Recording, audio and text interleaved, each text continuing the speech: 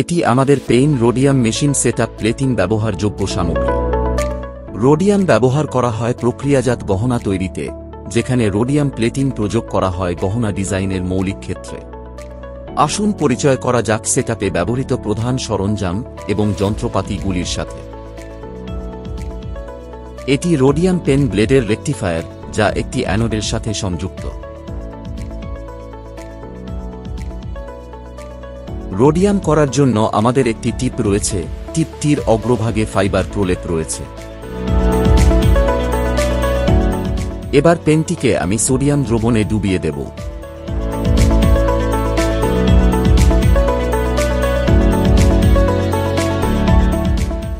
Degradation প্রক্রিয়াকরণে কাজ চলছে।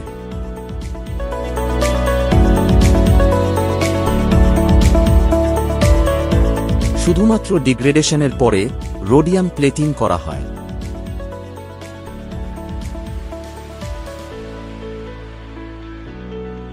রোডিয়ামকরণের কাজ চলছে।